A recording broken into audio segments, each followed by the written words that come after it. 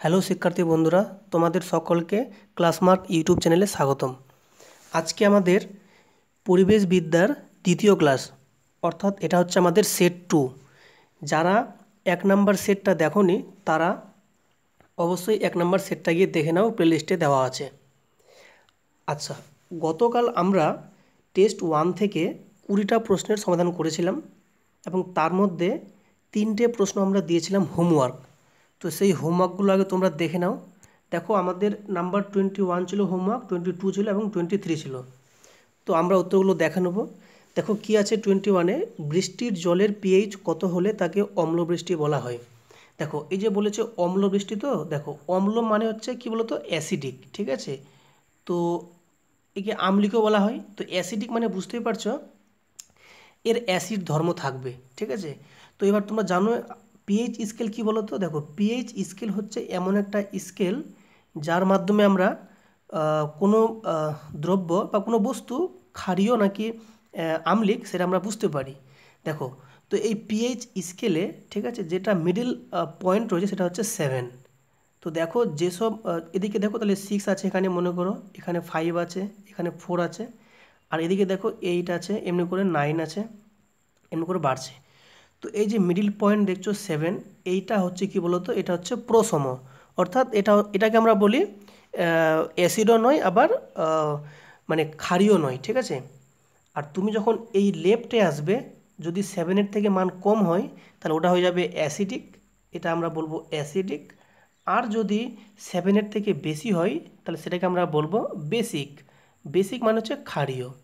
তো এবার দেখো এখানে লেখা আছে অম্ল বলেছে, তো অম্ল মানে কি বলতো, অ্যাসিডিককে বলছে, তাহলে নিশ্চয়ই 7-এর থেকে কম হবে। তো এখানে দেখো অপশান যেটা আমাদের রয়েছে ডিতে, সেটা হচ্ছে 5.6। তাহলে আমাদের 21-এর হলো আনসার ডি। তাহলে বৃষ্টির জলের পিএইচ 5.6-এর কম হলে তাকে অম্লবৃষ্টি বলা হয়। ওকে, দেখো নাম্বার 22 কি বলেছে, পৃথিবীর উপরিভাগের 2/3 জুড়ে যে জল রয়েছে তাতে সমুদ্র জলের ভাগ কত। তো দেখো আমাদের পৃথিবীতে আমরা প্রত্যেকেই জানি যে আমাদের মানে বেশিরভাগ অংশটাই রয়েছে সমুদ্রের জল, আর অল্প সামান্য রয়েছে যেটা আমাদের ভূগর্ভস্থ জল। তো দেখো সমুদ্রের জলটা যেটা রয়েছে সেটা হচ্ছে কত, 97%, 97%, মানে অপশান বি হচ্ছে আমাদের সঠিক। দেখো নাম্বার 23 কী বলেছে, একটি অক্সিজেনের চাহিদা সম্পন্ন বর্জ্য পদার্থের উদাহরণ হলো। তো দেখো অক্সিজেনের চাহিদা সম্পন্ন বর্জ্য পদার্থের উদাহরণ চেয়েছে। তো দেখতে পাচ্ছ অপশানগুলো রয়েছে আর্সেনিক, ক্যাডমিয়াম, গবাদি পশুর বর্জ্য পদার্থ এবং ফসফরাস। তো যেহেতু এখানে বলেছে অক্সিজেনের চাহিদা সম্পন্ন, তো এখানে যেটা সঠিক উত্তর হবে সেটা হচ্ছে গবাদি পশুর বর্জ্য পদার্থ। এটাই হচ্ছে একমাত্র অক্সিজেনের চাহিদা সম্পন্ন বর্জ্য পদার্থ। তো এই ছিল আমাদের 3টে হোমওয়ার্ক, ঠিক আছে। সেগুলো আমরা উত্তর আজকে দেখে নিলাম। এবার আজকে আমাদের দেখব, আজকে আমরা মোটামুটি 25টি প্রশ্নের উত্তর আজকে করব। তো তোমরা দেখো তোমাদের কত স্কোর হচ্ছে এই মক টেস্টে। দেখো, তো আমাদের প্রথম যেটা প্রশ্ন হচ্ছে, দেখো নাম্বার 24-এ আমরা দেখতে পাচ্ছি, দেখো কি লেখা আছে। প্রশ্ন বলেছে 24-এ, খাদ্য শৃঙ্খলের মাধ্যমে দূষক পদার্থের সীসা, পারদ ইত্যাদি ঘনত্বের ক্রমশ বৃদ্ধিকে কি বলা হয়। তো অপশান দেখো লেখা আছে ইউট্রোফিকেশন, আর্সোনিকোসিস, তারপরে আছে বায়োম্যাগনিফিকেশন, নাইট্রিফিকেশন। তো দেখো এই যে খাদ্য শৃঙ্খলের মাধ্যমে, তো খাদ্য শৃঙ্খল তোমরা প্রত্যেকেই জানো, এটা আমাদের নিচু ক্লাসে আমরা পড়েছি। খাদ্য শৃঙ্খল মানে একটা মানে ধরে নাও এটা হচ্ছে, ধরে নাও ঘাস রয়েছে এখানে, ঠিক আছে। তারপর উপর ঘাসকে ধরে নাও কোনো ঘাস ফড়িং খাচ্ছে, ঘাস ফড়িংকে আবার ধরে নাও কোনো ব্যাঙ খাচ্ছে, ঠিক আছে। তারপর ব্যাঙকে আবার ধরে নাও একটা সাপ খাচ্ছে। এই যে ধীরে ধীরে একটা পিরামিডের আকারে উপরে উঠছে, এটার নাম হচ্ছে খাদ্য শৃঙ্খল। তো দেখো এই যে খাদ্য শৃঙ্খলের মাধ্যমে দূষক পদার্থের ঘনত্বের ক্রমশ বৃদ্ধি, এটাকে কী বলা হয়। তো এটাকে যেটা বলা হয় সেটা হচ্ছে অপশান সিতে আছে, দেখো বায়োম্যাগনিফিকেশন। তাহলে আমাদের সঠিক হয়ে গেলো অপশান সি, বা এটাকে বলছে জৈব বিবর্ধন। এটা খুবই একটা গুরুত্বপূর্ণ প্রশ্ন, পরীক্ষা তোমরা দেখতে পাবে। আচ্ছা দেখো আমাদের নেক্সট 25 কী রয়েছে। আচ্ছা তার আগে বলে দিই, দেখো এখানে একটা অপশান ছিল ইউট্রোফিকেশন। এটা হচ্ছে অ্যাকচুয়ালি জলের মধ্যে যখন ধরে নাও ওই ফসফরাস জাতীয় যদি পদার্থের পরিমাণ বেড়ে যায়, তখন ওই জলের মধ্যে প্রচুর পরিমাণে শৈবাল জন্ম হয়। তো ওটাই হচ্ছে ইউট্রোফিকেশন, ঠিক আছে। আচ্ছা দেখো নাম্বার 25 বলেছে, আর্সেনিক দূষণে যে রোগ হয় arsenicosis, blackfoot disease, fluorosis, arsenicosis এবং ব্ল্যাকফুট ডিজিজ। তো দেখো এখানে আমাদের সঠিক যেটা অপশান হবে সেটা হচ্ছে অপশান ডি, মানে অ্যাকচুয়ালি আর্সেনিকোসিস এবং ব্ল্যাকফুট ডিজিজ দুটোই কিন্তু আর্সেনিক দূষণে হয়, ঠিক আছে, এটা কিন্তু জল থেকে হয়। ওকে, আচ্ছা অপশান এবার নেক্সট দেখো নাম্বার 26-এ বলেছে কোন পদার্থের দূষণে ফ্লোরোসিস রোগ হয়। তো দেখো ভালো করে, ফ্লোরোসিস যখন রোগটা বলেছে, তো দেখো ফ্লুরো কথাটা কিন্তু আমরা একটা হিন্টস পেয়ে যাচ্ছি যে এটা হবে উত্তর ফ্লোরিন, ঠিক আছে, অপশান হচ্ছে বি আমাদের সঠিক। ওকে, আচ্ছা দেখো নেক্সট 27 বলেছে, কি বলেছে দেখো, শব্দের ডেসিবেল কোন সীমা অতিক্রম করলে তা মানবদেহে প্রতিক্রিয়া সৃষ্টি করে। খুব ভালো একটা প্রশ্ন। দেখো এটা বলেছে মানবদেহে প্রতিক্রিয়া সৃষ্টি করে, ঠিক আছে, রিয়াকশন ঘটে। তো এবার বললো যে শব্দের তো আমরা যে মানে মাপি শব্দকে আমরা ডেসিবেল এককে মাপি, ঠিক আছে, তো শব্দের ডেসিবেলটা কতটা সীমা অতিক্রম করলে তা প্রতিক্রিয়া করে। তো বলো তোমরা উত্তর দেওয়ার চেষ্টা করো। দেখো 4টে অপশান রয়েছে, 120, 74, 105 এবং 126। তো এখানে যেটা আমাদের সঠিক আনসার হবে সেটা হচ্ছে বি, 74 ডেসিবেল, ঠিক আছে। তাহলে 74 ডেসিবেল হলেই বা এটা পার হলেই কিন্তু আমাদের তখন প্রতিক্রিয়া হয়। ওকে, আচ্ছা নেক্সট দেখো আমাদের 28 কী রয়েছে দেখো, আমাদের 28 প্রশ্নে রয়েছে, বলেছে ওজোন স্তরের ঘনত্ব কমে গেলে, ঠিক আছে, ওজোন স্তরের ঘনত্ব কমে গেলে পরিবেশে অতিবেগুনি রশ্মির কোন অংশ পৃথিবীতে ক্ষতি সাধন করে, ঠিক আছে। তো প্রত্যেকে তোমরা জানো আমাদের পৃথিবীটাকে, এটা যদি আমাদের পৃথিবী হয় তাহলে আমাদের চারদিকে কিন্তু একটা লেয়ার রয়েছে ওজোন স্ফিয়ার, ঠিক আছে। তো এই ওজোন স্ফিয়ার কী করছে, সূর্য থেকে যে অতিবেগুনি রশ্মি আসছে সেটা কী করছে, আটকাচ্ছে।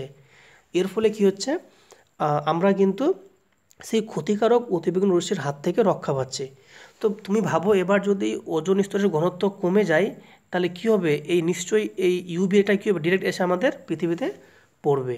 তো বলছে এই যে ওজোন স্তরের ঘনত্ব যদি কমে যায় তাহলে অতিবেগুনি রশ্মির কোন অংশ পৃথিবীতে এসে ক্ষতি করবে। তো দেখো এটা খুবই একটা গুরুত্বপূর্ণ প্রশ্ন, মানে অ্যাকচুয়ালি অতিবেগুনি রশ্মির অনেকগুলো মানে আছে আর কি, টাইপস আছে, এ বি সি এরকম আছে। তো এখানে যেটা সঠিক হবে সেটা হচ্ছে অপশান বি, সিতে আছে দেখো বি এবং সি অংশ। তাহলে ইউভি রে যে আছে আমাদের ইউভি রে, তার একটা এ আর একটা হচ্ছে একটা বি আর একটা হচ্ছে সি, এই দুটো অংশ কিন্তু আমাদের পৃথিবীতে এসে ক্ষতি করবে। ওকে, দেখো নাম্বার 29 কি বলেছে, এককোষী প্রোটোজোয়া দ্বারা সৃষ্ট জলবাহিত রোগ হলো। তো দেখো এককোষী প্রোটোজোয়া দ্বারা সৃষ্ট জলবাহিত রোগটা যেটা হলো সেটা দেখো অপশান দেখতে পাচ্ছ, টাইফয়েড আছে, জিয়ারডিয়াসিস আছে, উইলস রোগ আছে এবং যেটা আছে সেটা হচ্ছে হেপাটাইটিস। তো দেখো আমাদের যেটা সঠিক হবে অপশান হচ্ছে বি, জিয়ারডিয়াসিস। এটা হচ্ছে একটা এককোষী প্রোটোজোয়া দ্বারা সৃষ্ট জলবাহিত রোগ। ওকে, দেখো নাম্বার 30 বলেছে জলাভূমিতে শৈবাল পচে যে বিষ নির্গত হয় তার নাম কি। তো তোমরা দেখো অপশান রয়েছে কার্বনেট, তারপর দেখো রয়েছে অ্যাফলাটক্সিন, আর্সেনেট এবং স্ট্রিকনিন। তো তোমরা বলো উত্তর দেওয়ার চেষ্টা করো দেখি কী হবে। 30 দেখো জলাভূমিতে শৈবাল পচে যে বিষ নির্গত হয় তার নাম হচ্ছে স্ট্রিকনিন, ঠিক আছে। আচ্ছা নেক্সট 31 কী রয়েছে, নিম্নলিখিতগুলির মধ্যে ক্ষতিকর ক্লোরিনেটেড হাইড্রোকার্বন হলো। বলছে ক্লোরিনেটেড হাইড্রোকার্বন, আর অবশ্যই এটা কিন্তু ক্ষতিকর। তো কোনটা অপশন হবে বলো তোমরা দেখি, ডিডিটি, এনরিন, লিনরেন নাকি সবকটি। তো দেখো এখানে আমাদের সঠিক উত্তর হবে সবগুলোই কিন্তু হচ্ছে আমাদের ক্লোরিনেটেড হাইড্রোকার্বন, যেগুলো প্রত্যেকটা হার্মফুল। 32 কি বলছে দেখো, যে সকল ধাতু কিডনির ক্ষতি করে, কিডনি। তো এবার বলো কোন ধাতুগুলো কিডনির ক্ষতি করে, ঠিক আছে। তো তাদেরকে কি বলে দেখো, নেফ্রোটক্সিন, তেজস্ক্রিয় ধাতু, হালকা ধাতু নাকি কোনোটিই নয়। তো এখানে যেটা সঠিক হবে সেটা হচ্ছে নেফ্রোটক্সিন। এই নেফ্রোটক্সিন হচ্ছে কিডনির ক্ষতি করে। ওকে, আচ্ছা দেখো নেক্সট 33 বলেছে মানুষের পানীয় জলে ক্যাডমিয়ামের গ্রাহ্য মাত্রা হলো। গ্রাহ্য মানে হচ্ছে এটাকে অ্যাকসেপ্ট করা যাবে, ঠিক আছে, এর বেশি হলে কিন্তু সেটা ক্ষতি করবে। তো সেই পরিমাণটা কত। তো অপশান দেখো, অপশানে আমাদের 4টা রয়েছে, 0.002, 0.01, 0.03, কোন নাকি কোনোটিই নয়। তো আমাদের যেটা সঠিক হবে অপশান বিতে আছে 0.01 মিলিগ্রাম প্রতি লিটার। ওকে, আচ্ছা নেক্সট 34 আমাদের কী রয়েছে দেখো। 34 রয়েছে ভারী ধাতু বলতে বোঝায় যেসব ধাতুর আপেক্ষিক গুরুত্ব, দেখো 1-এর চেয়ে বেশি, 2.3-এর চেয়ে বেশি, এটা পয়েন্ট আছে, ঠিক আছে, এটা পয়েন্ট আছে। আচ্ছা, তারপর বলছে যেটা 1-এর চেয়ে বেশি, 2.3-এর চেয়ে বেশি, 3.4-এর চেয়ে বেশি, নাকি 4.5-এর চেয়ে বেশি। দেখো এই টাইপের প্রশ্ন কিন্তু পরীক্ষায় কিন্তু খুব দেখা যাচ্ছে আজকাল। যেমন তোমরা প্রাইমারি টেটে দেখেছো পরিবেশ থেকে খুব কিন্তু গভীর থেকে প্রশ্ন করছে, তো এরকম প্রশ্ন আসার সম্ভাবনা কিন্তু খুবই। তো দেখো ভারী ধাতু বলতে বোঝায় যেসব ধাতুর আপেক্ষিক গুরুত্ব 4.5-এর বেশি, অর্থাৎ অপশান ডি হচ্ছে সঠিক। ওকে, দেখো নেক্সট, শব্দ দূষণ পরিমাপের একক হলো। তো এটা প্রশ্ন কিন্তু একটু আগে হয়েছে যে শব্দ দূষণ আমরা যখন মানে পরিমাপ করি সেটা আমরা মাপি ডেসিবেল ইউনিটে, ঠিক আছে। আর তোমরা জানো যে এটা যদি 190 ডেসিবেল হয়ে যায় তাহলে কিন্তু সেটা কিন্তু আলটিমেটলি এই শব্দটা আমাদের কানের পর্দা ফাটিয়ে দিতে পারে, ঠিক আছে, কানের পর্দা কিন্তু ছিঁড়ে যেতে পারে। ওকে, দেখো 37 কী রয়েছে, গাড়িতে শব্দ দূষণ রোধে কোন যন্ত্রের ব্যবহার করা হয়। তো গাড়িতে শব্দ দূষণ রোধ মানে হচ্ছে শব্দ যেন বেশি না বেরোয়। তো শব্দটাকে মানে শব্দ দূষণটাকে রোধ করার জন্য যে যন্ত্র ইউজ করা হয় সেটার নাম হচ্ছে, দেখো অপশান 4টে রয়েছে আমাদের, সঠিক হবে অপশান সি সাইলেন্সার। ওকে, যাতে শব্দটা কম হয়। দেখো 38 বলেছে বায়ুতে যে তেজস্ক্রিয় মৌল পাওয়া যায় তার নাম কি। তো দেখো বায়ুতে যেটা তেজস্ক্রিয় মৌল পাওয়া যাচ্ছে অপশান 4টে রয়েছে, থরন, রেডিয়াম, ইউরেনিয়াম, আর্গন। তো সঠিক যেটা হবে ওটা হচ্ছে আমাদের থোরিয়াম, ঠিক আছে। এটা হচ্ছে বায়ুতে পাওয়া তেজস্ক্রিয় মৌল। নেক্সট দেখো নাম্বার 39, এটা কিন্তু প্রচণ্ড ভেরি ভেরি ইম্পর্টেন্ট প্রশ্ন আছে, তোমরা ভালো করে মনে রাখবে, এটা 39টা আসার সম্ভাবনা বেশি আছে। পারমাণবিক পরীক্ষা বন্ধ করার আন্তর্জাতিক চুক্তির নাম কি। তো দেখো লেখা আছে atomic treaty, comprehensive nuclear test ban treaty, নাকি ইন্টারন্যাশনাল টেস্ট ক্যান ট্রিটি, নাকি কোনোটিই নয়। তো এখানে যেটা আমাদের সঠিক হয়ে যাবে 39-এর B, comprehensive nuclear test ban treaty. Okay, আচ্ছা এবার দেখো আমাদের নেক্সট নাম্বার 40 কী বলেছে।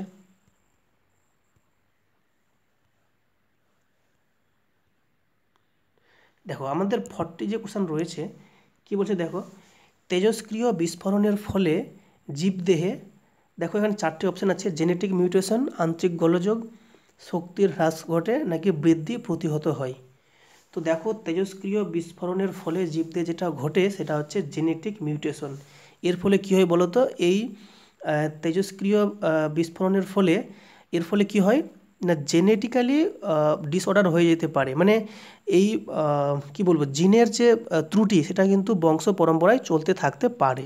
এটা হচ্ছে একটা জেনেটিক মিউটেশন ঘটে তেজস্ক্রিয় বিস্ফোরণের ফলে। ওকে, দেখো 41 কী রয়েছে, তেজস্ক্রিয় বিকিরণের ক্ষতিকর বস্তুগুলি হলো।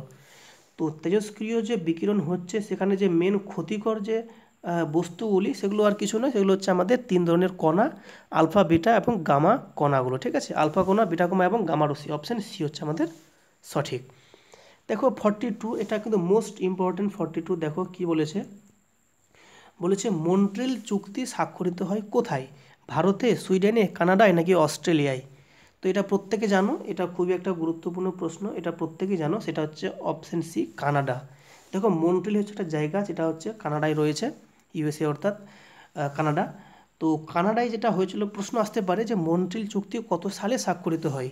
তো এটাও জেনে রাখবে 1987, 1987, ঠিক আছে, এটা হচ্ছে কানাডায় স্বাক্ষরিত হয় মন্ট্রিল চুক্তি। আচ্ছা নেক্সট 43 কী রয়েছে, নিম্নলিখিত ঘটনাগুলির মধ্যে কোনটি গ্লোবাল ওয়ার্মিংয়ের ফলে সম্ভব। তো তোমরা প্রত্যেকে জানো গ্লোবাল ওয়ার্মিং মানে হচ্ছে বিশ্ব উষ্ণায়ন, অর্থাৎ পৃথিবীর তাপমাত্রা দিন দিন বৃদ্ধি পাচ্ছে। তো তোমরা জানো যদি পৃথিবীর তাপমাত্রা দিন দিন বৃদ্ধি পায় তাহলে অবভিয়াসলি কী হবে না, বরফগুলো গলতে শুরু করবে, আর যদি বরফ যদি গলতে শুরু করে তাহলে কী হবে, জলতলের সমুদ্রের জলতলটা নিশ্চয়ই বাড়বে, তাহলে চেঞ্জ হবে, এটা একটা বলতেই পারি। যদি পৃথিবীর তাপমাত্রা বৃদ্ধি পায় তাহলে শস্য উৎপাদনের পরিবর্তন হবে, এটাও ঠিক। আর আবহাওয়ার তো চেঞ্জ হবে, মানে আমাদের সবগুলো অপশান ঠিক, তাহলে উপযুক্ত সবকটি, অপশান ডি হচ্ছে আমাদের সঠিক।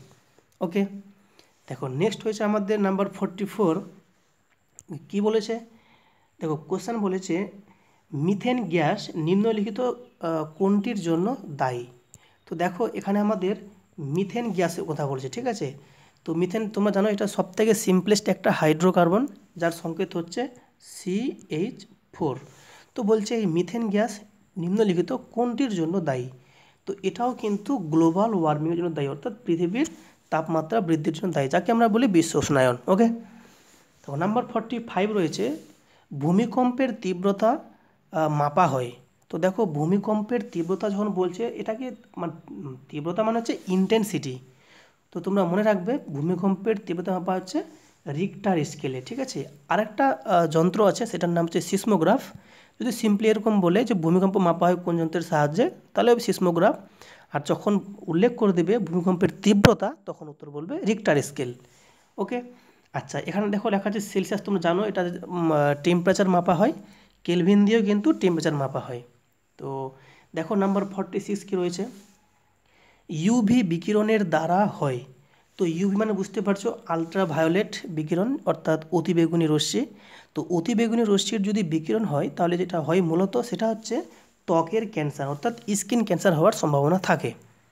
ওকে, দেখো 47 কী রয়েছে, নিচের কোনটি রক্তে সমস্যার সৃষ্টি করে? তো দেখো রক্তে কিন্তু সমস্যার সৃষ্টি করে নিচের কোনটা? তো অপশান তোমরা দেখতে পাচ্ছ 4টা অপশান রয়েছে। তো এখানে দেখো রয়েছে ক্যালসিয়াম, ম্যাগনেসিয়াম, আর্সেনিক এবং সীসা। তো রক্তে যদি সমস্যার সৃষ্টি করে সেটা হচ্ছে আমাদের অপশান ডি সীসা, যার সংকেত হচ্ছে পিবি, ঠিক আছে, একে বলছে লেড। ওকে, আচ্ছা তারপর বাকি অপশানগুলো হবে না, দেখো এসব কিন্তু হবে না, অপশান ডি হচ্ছে আমাদের সঠিক। 48 কী রয়েছে দেখো, প্রত্যেক লোক দৈনিক কত বায়ু গ্রহণ করে? মানে একটা লোক প্রতিদিন কতটা পরিমাণ বায়ু গ্রহণ করে? তো এটা হবে 15 থেকে 22 কেজি, ঠিক আছে, অপশান বি হচ্ছে সঠিক, 15 থেকে 22 কেজি। দেখো 49 কী রয়েছে, সালোক সংশ্লেষে সূর্যরশ্মির কত শতাংশ ব্যবহৃত হয়? তো দেখো সালোক সংশ্লেষে সূর্যরশ্মির যতটা পরিমাণ ব্যবহৃত হয় সেটা হচ্ছে প্রায় 10%, ঠিক আছে, 10%। ওকে, অপশান বি হচ্ছে সঠিক। এবার দেখো নেক্সট আমাদের 50 কী রয়েছে, দেখো আমাদের 50 যেটা রয়েছে কি বলেছে, নিচের কোনটি যকৃতে সমস্যার সৃষ্টি করে? তো যকৃতে যে সমস্যার সৃষ্টি করে সেটি কোনগুলো? দেখো অপশান 4টা রয়েছে, টলুইন, বেনজিন, ভিনাইল ক্লোরাইড, সবকটি। তো এখানে যেটা সঠিক উত্তর হবে সেটা হচ্ছে ভিনাইল ক্লোরাইড। এটা কিন্তু যকৃতে ক্যান্সার সৃষ্টি করতে পারে। ওকে, এই ছিল আমাদের টোটাল 27টা প্রশ্নের আলোচনা, ঠিক আছে। তো তোমরা জানাও কমেন্ট বক্সে তোমাদের কত স্কোর হলো, এবং এই যে বাকিগুলো থাকলো এগুলো তোমাদের জন্য হোমওয়ার্ক থাকলো, তোমরা এগুলো কমেন্টে জানাবে। তো কী রয়েছে প্রশ্নগুলো দেখো, লেখা আছে 51 নম্বরে, বায়ুতে পারদের উৎস হলো, অপশান দেখো কয়লার দহন, আবর্জনার দহন, কয়লার আগুন নাকি বাষ্প ইঞ্জিন। 52 রয়েছে দেখো, সীসা দূষণের মূল উৎস হলো ড্রেনের জল, লেডযুক্ত গ্যাসোলিন, তামাক নাকি কীটনাশক। 53 রয়েছে, শব্দের মাত্রা কত হলে কানের পর্দা ফেটে যাওয়ার সম্ভাবনা থাকে? এটা আমি একবার বলেছি, তোমরা আশা করি মনে রাখতে পেরেছো, তোমরা বলতে পারবে। আরেকটা রয়েছে, পরিবেশে স্বাভাবিক তেজস্ক্রিয়তার গড় মান কত? দেখো 90 রেম আছে, 120, 105 এবং 75। এই হচ্ছে আমাদের 4টা হোমওয়ার্ক, তোমরা এগুলো কমেন্টে জানাও, ঠিক আছে। তো এই ছিল আমাদের আজকের সেট 2 এর আলোচনা। যারা সেট 1টা দেখোনি অবশ্যই সেট 1টা দেখে নাও, এবং আমাদের চ্যানেলে যদি নতুন দর্শক হও তাহলে অবশ্যই আমাদের চ্যানেলটিকে সাবস্ক্রাইব করবে এবং পাশে থাকা বেল আইকনকে প্রেস করবে, যাতে তুমি সমস্ত নোটিফিকেশন ঠিক সময়ে পেয়ে যাও। ওকে, তো সবাইকে দেখার জন্য ভিডিওটি অনেক ধন্যবাদ।